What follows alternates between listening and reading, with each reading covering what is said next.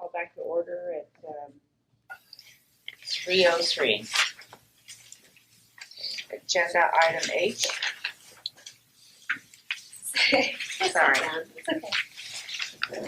So agenda item H is discuss and possible action on proposed amendments to CCR section 2615 regarding reciprocity requirements. This is, I'll be brief. This is a continuation of reciprocity, as you all recall from the April 18th meeting. The LATC voted to recommend to the board approval of proposed amendments for reciprocity licensure upon passing the CSE for basically, generally speaking, candidates licensed in another jurisdiction. At that board meeting, as mentioned in the previous agenda item, at the June 15th board meeting, the board conveyed that the LATC's initial and reciprocal license requirements should closely align with one another, and then in addition, where possible, mirror those of the board, which includes experience learning pathway. So what you have here, again, in the cover document for agenda item H, in the middle of page 3, we've included the board's reciprocity pathways, so to speak. And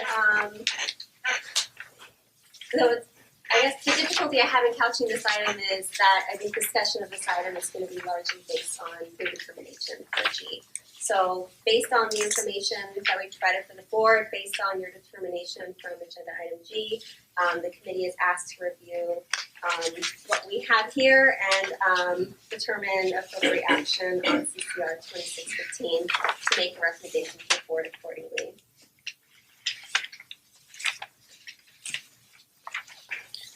Okay. I should note, included in your attachments, attachment 4 is what you had proposed previously. And then attachments 5 and 6 are the current regulation, 2615, and the current statute 5651, which was kind of the authority for, right, would you say the authority for the reg? So it was part of the rationale for the proposed changes previously provided.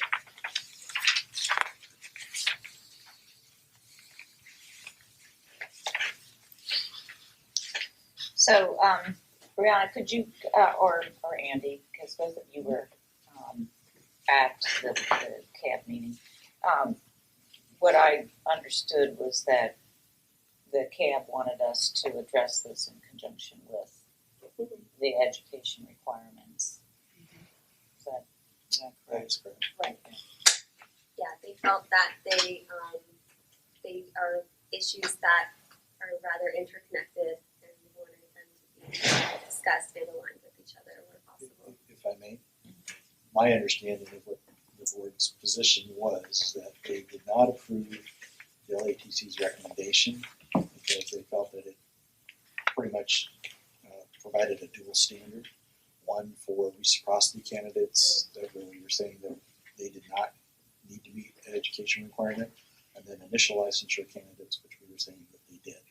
So there's a disparity there, and that's when they came back and they did not approve the proposal.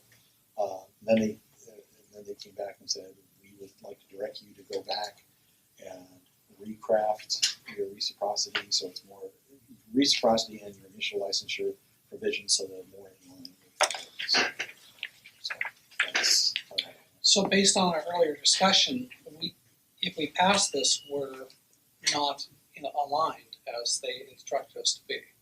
well, I don't. Because Yeah. we kicked this issue to the subcommittee. We kicked the other issue to the subcommittee, right? Right. So Part of it. part.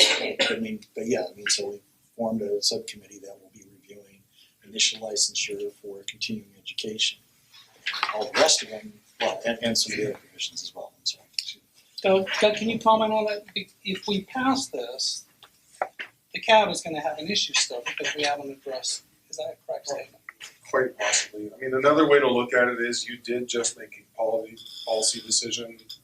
How it's going to be effectuated may not make everybody happy, but I heard the group vote to support an experience-only pathway and delegate to your education subcommittee to determine the metrics, how much credit there is. So one way to look at it is you have made a decision on experience only, and given that, you can make a decision on how you want to approach reciprocity. Okay. We could have reciprocity be based on meeting California requirements, because if you broaden California requirements, then and you apply that to your reciprocity candidates, I think that would be in comparison with the board was asking, because they asked that it be closely aligned with one another, initial and reciprocity, and mirror as the boards as appropriate.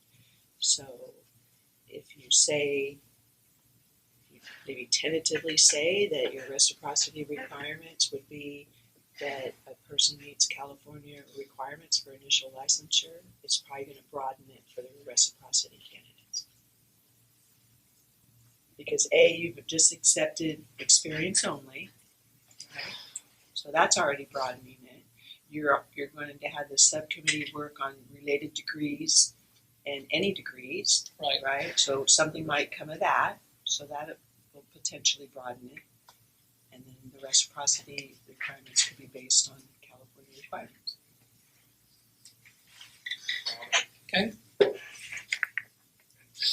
The way it was proposed, that went before the Yeah. board, it just required that you be licensed in any jurisdiction, say, just newly licensed, and you could have a California license if you pass the CSE. Right. Well, there were 4 states that just have an education only component.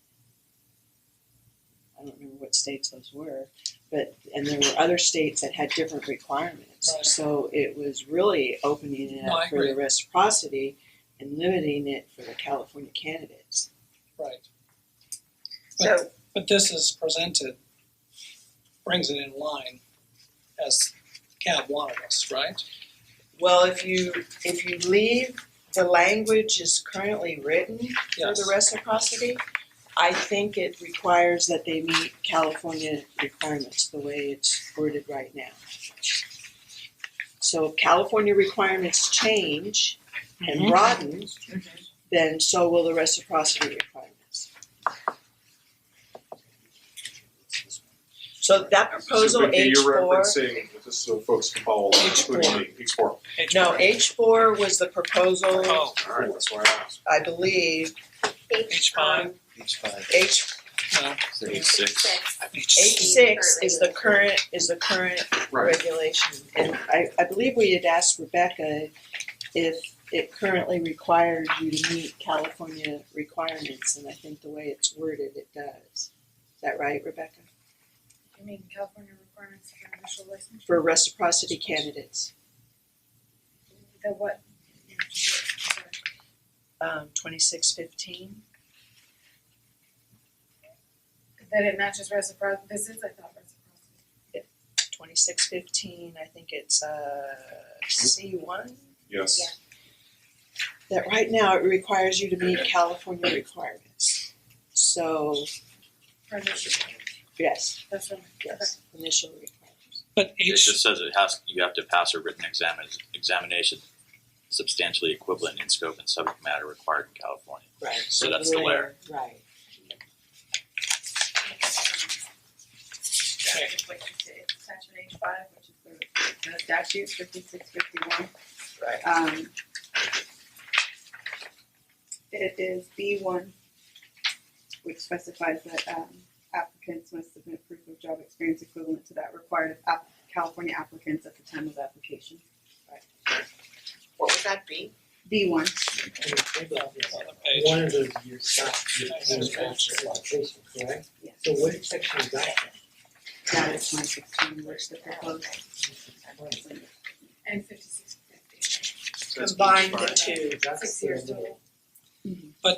H4 is the proposed language that we're talking about right now. No, H4 is there that's for current. reference as Oh, well. that was the current. previous. Yes, yes, It was approved by LATC. But But And the not, CAB saw kicked it back. yes.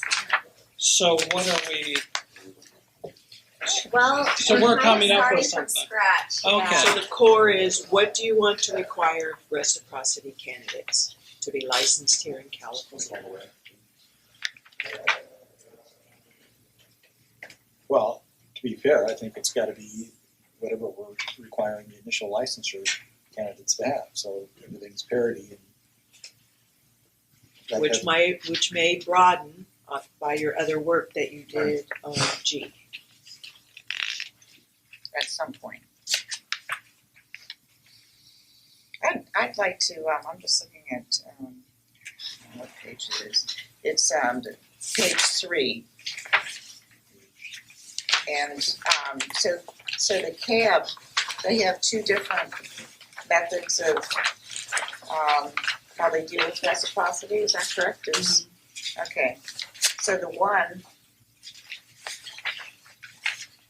One is The one having an NCARB certificate, right, which there's requirements for that. It's an accredited degree and so much experience in your license. Correct, you have to have an accredited degree, you have to complete the ARE, and you have to complete ASP, or it's form an IDP.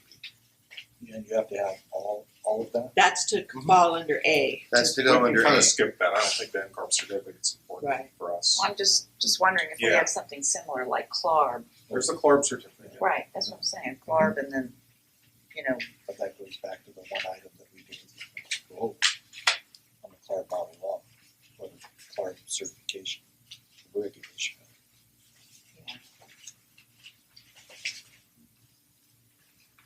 And then there's the non-certified method, which is probably more in line with yours. So if you haven't, the non-certified way, if you hadn't done AXP, then you have to have 3 years post-licensure experience. That's in architecture. Yeah. Yes. Yeah.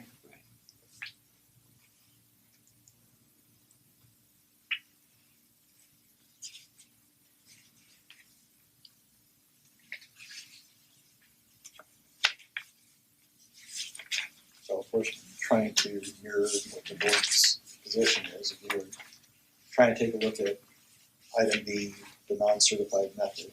So you'd have a current and valid license registration or registration in another US jurisdiction. The LAIR exam or an examination comparable to the LARE as determined by the board. I'm not sure about the 3 years, but the landscape architectural training work experience. I don't know what the You have 2 ways to gain that, either doing the AXP or 3 years post-licensure. 3 years post-licensure experience. And this is reciprocity, so this is somebody who's already got a license. Yeah. Right. So And then you have to have 5 years of educational credit in addition to that, Okay. because we have an 8-year total. right, so because we have a 6-year total, if we were to say 2 years of architectural training or landscape architectural training experience and 4 years of landscape architectural educational experience or the equivalent as determined, and the CSE, that would be an equivalent. I thought it would simplify it if you just said based on California requirements. I think that's the way we should go. Because it seems how we kind of change things a little bit, but we don't know what the changes are just yet. Right. More than likely, it's gonna broaden. Yeah.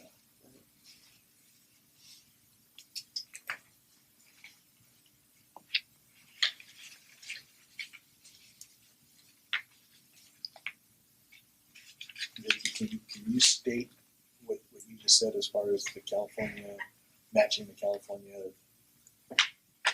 Oh, that requirements for reciprocity licensure, if they meet the requirements for initial licensure in California. We can wordsmith that better, but it's if they meet the initial licensure requirements in California. I wanna say it's, and Courtney can help, it's how it's worded. As is right now. Yeah. That is the requirement right now.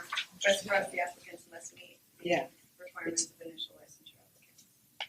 Well, it says and has submitted proof of job experience, is what you're saying, is what this is. Well, the current reciprocity form, I printed it out to look at it. I mean, it talks about your educational experience in landscape architecture. So what we would do is change that so that we would say it meets the initial requirements, the initial California requirements to sit for the exam, something like Yes, it that. wouldn't require a regulation change. It wouldn't require a regulation The change. regulation as is already requires that reciprocity applicants meet the initial licensure requirements. Yeah, We would but change the application. of you course. changed the application, okay.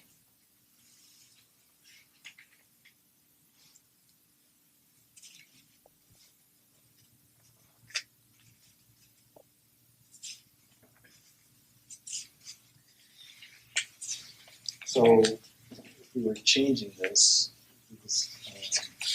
so this would be B1. It says it's currently licensed by a United States jurisdiction, Canadian province, or Puerto Rico, has passed a written examination equivalent to that which is required in California at the time of application, and meets. I think that last part of it is what it means that they met California's requirements. You're looking at H5, and that's the statute. Right. That's not, H5. you're not Right. proposing changes to the statute. Yeah, No. This is the statute. I thought this was what we were. That's the No, statute. Actually, this is currently currently is- H6 is the current regulation. Which one is current? H6. And H5 is the current statute. Where Annie's reading is 5651 B1, the last part of it, where it says, it is submitted proof of job experience equivalent to that required of California applicants at the time of application. So, as currently written, a reciprocity candidate has to meet California requirements. So, Okay. so what we're saying is, don't change the statute. We need If to you- focus on changing the requirements that are in agenda item G. Yeah, if you agree that the requirements to get a license through reciprocity should be that as same as a California candidate, then we believe the statute in the reg covers that right now. And then you say that to the board that you're working on the initial requirements and you want those to mirror that, because that was part of their directive, is that Right. they That was part of their directive, they that wanted they them. be in line with be in each line. other, the initial be in line with reciprocity, and that they mirror the board as much as possible.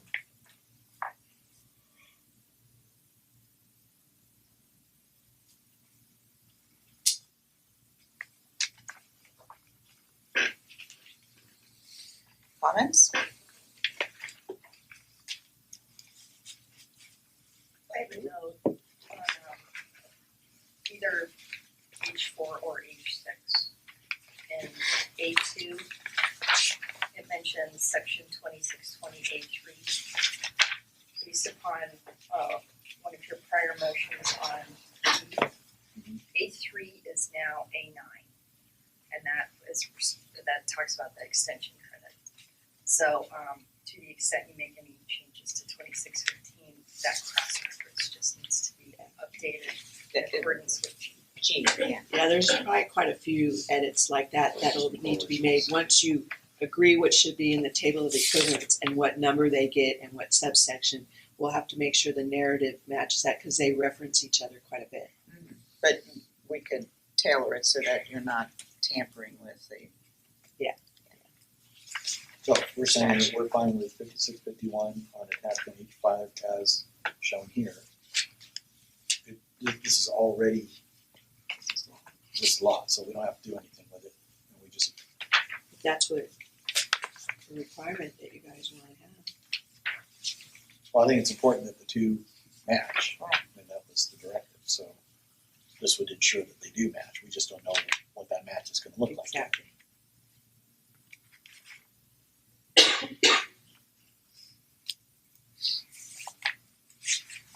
So do we need a motion or anything? I mean, what's our action? We're not changing anything.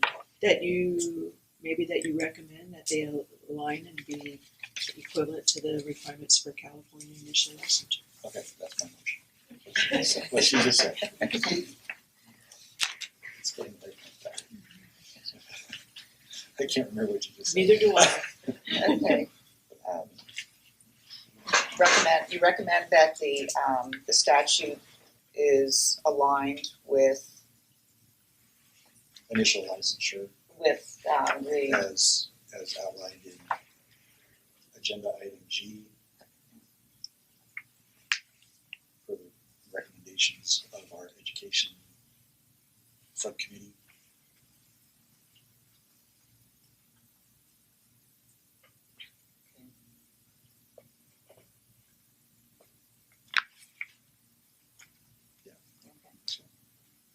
so the motion is that that we recommend that the current statute is aligned with, or the agenda item G and all the associated items are aligned with the current statute for reciprocity. I just made a quick note. So you recommend to the board that the reciprocity requirements align with initial licensure requirements in California. Yeah. Okay.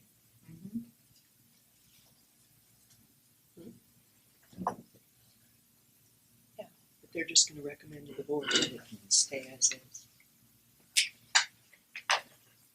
So Andy, that's your That's my motion. motion. I will second it. Okay, comments from Yeah, the public? so it's always been explained to me that the reason I can't gain reciprocity is because section 2620 requires 1 year of education, 1 year of experience after gaining the education requirement. So even if I were to go get an extension certificate, just, right now, I would have to come back and gain an additional year of experience under 2620. So I'm not sure if this resolves that. Can I add, the proposed language to 2620, we touched on that and removed that requirement. If the That committee was- goes ahead So with that was revised as part of the 2620. the previous agenda. Yeah. Okay, Yes. thank you. Then go for it. Okay, no other public comments? Any other comments from the committee? I just believe that if you pass the LARA, you should be able to sit for the CSE and become licensed here. So, but that work is to be done in the next level, at the next level with this subcommittee group to figure that out.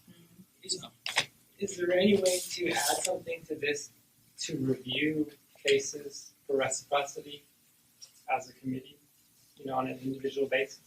Is there a simple way to add that? Committee doesn't review it, it'd be staff. Yeah, Well, I mean, other states have board approval of special cases. We're not a board, we're a committee, Yeah, I know, but and so everything would have to go up to the cabinet.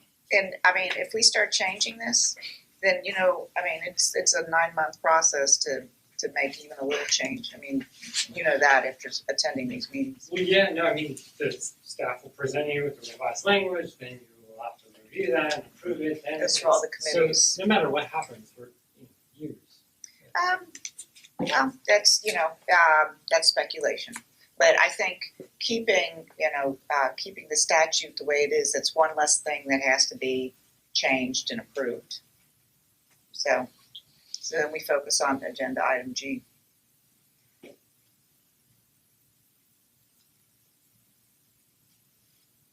Call for the vote. Okay.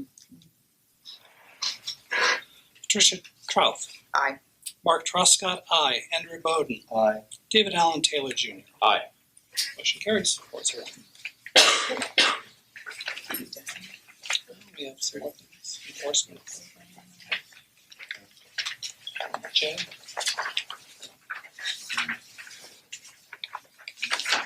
Okay. Okay.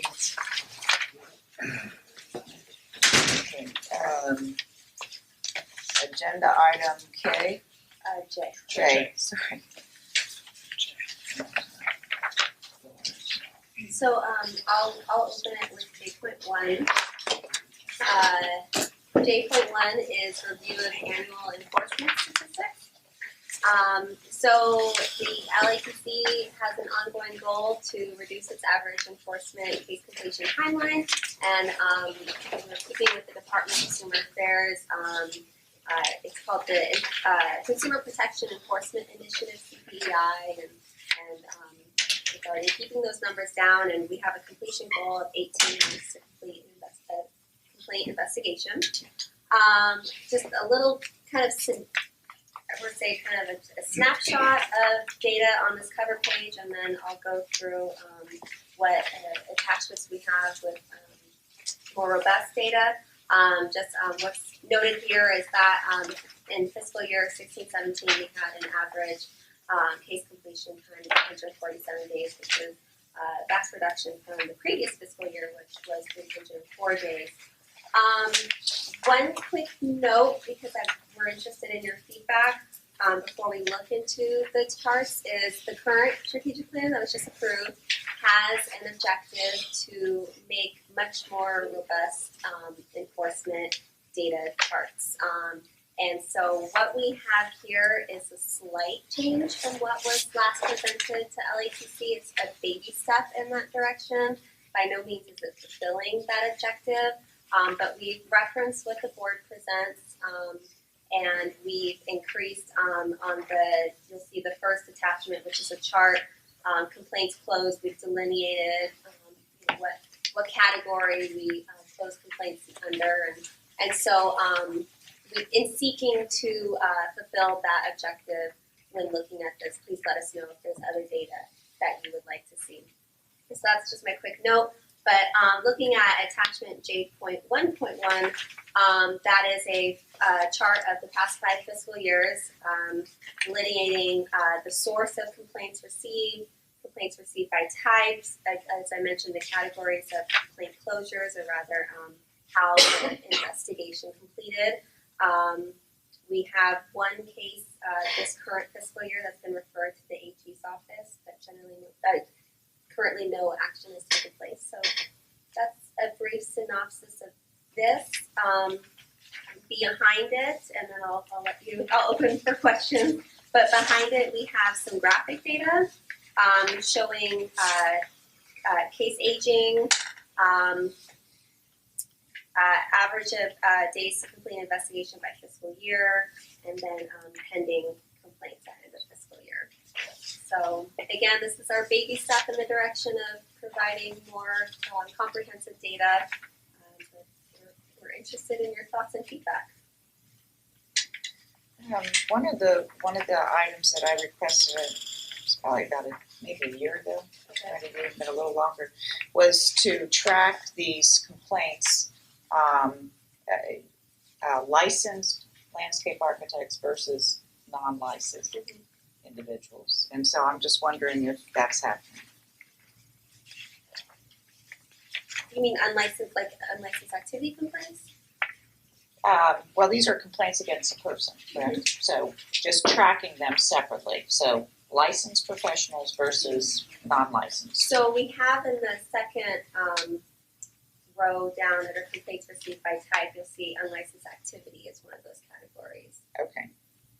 Does that satisfy what you're looking for? Yeah. So it's interesting. That's where the majority of the complaints are.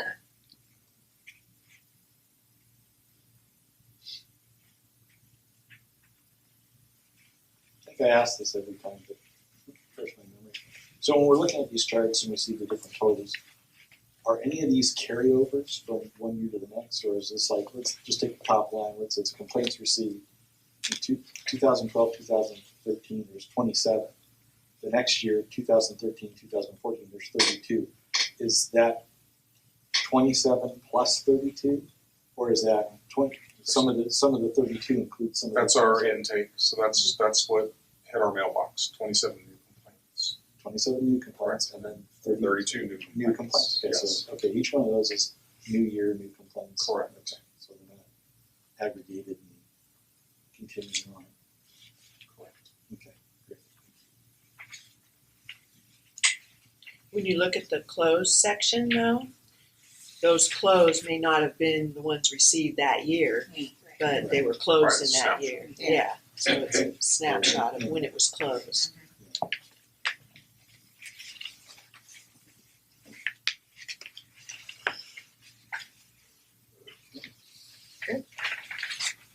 Any other thoughts, questions? Yeah, good information. Then Stacy is going to present agenda item 250 for us. So just a brief summary for discuss and possible action to recommend to the board to amend LATC's disciplinary guidelines in Title 16 CCR Section 2680. The Landscape Architects Technical Committee's strategic plan contains an objective to amend regulations to incorporate the updated disciplinary guidelines to maintain consistent decisions in disciplinary cases. We've collaborated with the board and the LHC have collaborated their efforts to complete these objectives to increase efficiencies. We worked in conjunction with the board and incorporated edits approved by the board that were applicable to the LHTC based off of the board's disciplinary guidelines. The revised versions of the LHTC's disciplinary guidelines were approved by LHTC on February 10th, 2015 and August 6th, 2015. Following the August 2015 approval by LHTC, legal counsel advised that additional research may be necessary regarding the optional conditions. And board staff also reviewed legal counsel's comments as they related to the board's disciplinary guidelines and determined that the board's guidelines would also need to be amended. We, at the December 15th, 2016 meeting, the board voted to approve the board's amended disciplinary guidelines.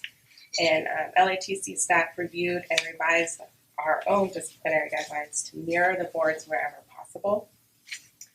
The attached draft of the LATC's disciplinary guidelines show all of the track changes previously reviewed at the August 6, 2015 meeting, with the additional recommended revisions highlighted in yellow that was mirrored off of the board's that was approved in December 2016. So at today's meeting, the committee is asked to discuss and take possible action to recommend to the board the approval of the recommended highlighted revisions to its disciplinary guidelines and authorize staff to proceed with the required regulatory change to amend CCR Section 2680 in order to incorporate the revised disciplinary guidelines by reference.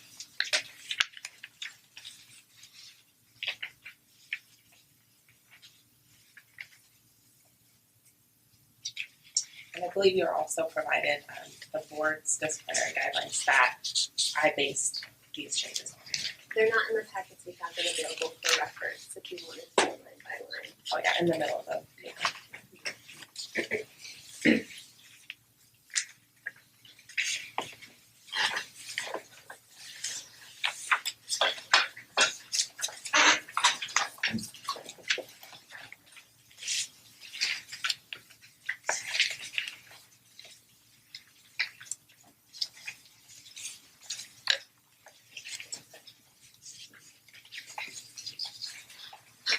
And so these pretty much are mirrored in Yes. this. Yeah, there's some differences,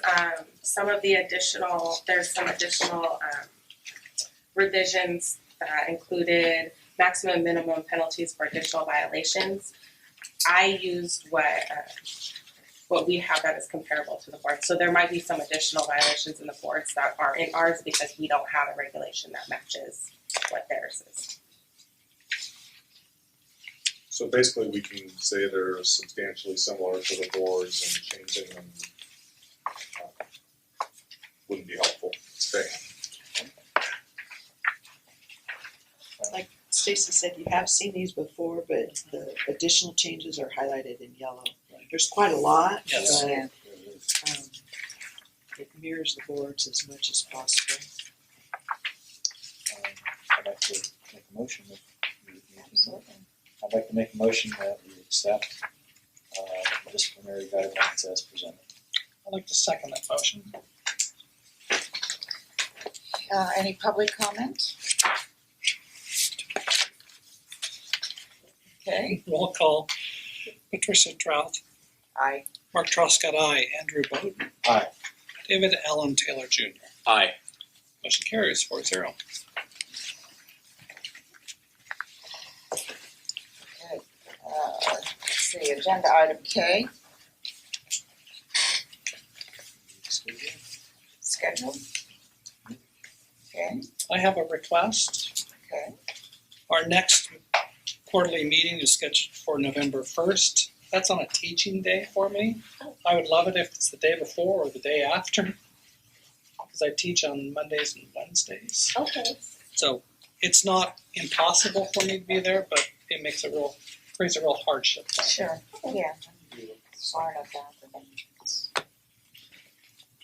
So So the Halloween is the 31st, so I don't know if you want to go there. We'll doodle it and reconfirm with everybody so Okay. you can check at your office and Perfect. yeah, whatnot, that sounds good. targeting the Thank second you. maybe. Thank you guys. Yeah. on that. I think the second would be a good day. Second is a Thursday. So we'll check into the November 2nd. Okay. Okay, thank you. Halloween cookies, just from the costume. Not gonna comment. Strange things might happen. Almost guaranteed. Exactly. Okay, meeting is adjourned at, I think we No. have, Oh, hold on. wait, we have to make a motion. Well, I Should thought do we voted on have, sorry. it. Oh, go ahead. There's an California Architects Board meeting in Thank you. September in Burbank. Oh, And do we want to determine if one of the LATC members can make that meeting? I will be on vacation, so I cannot. I remember talking about this last time because I recall signing up to go to the December 7th. Might be in Board the meeting. minutes how we Yeah. decided it. Let's see. Okay. TJ, you signed up for it. Did I? Isn't it? No, I don't know. Maybe not. Good catch. See it? Oh, it might be out of order.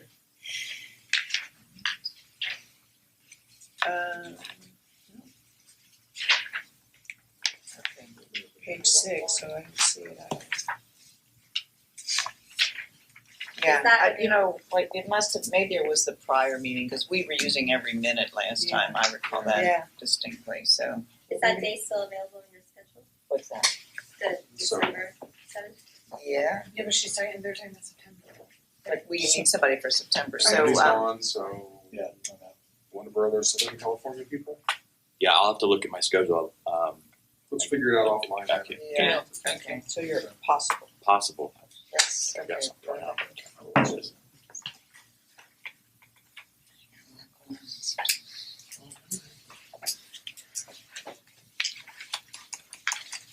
Okay. We don't need a motion to wrap it. Okay, Thank you. meeting adjourned.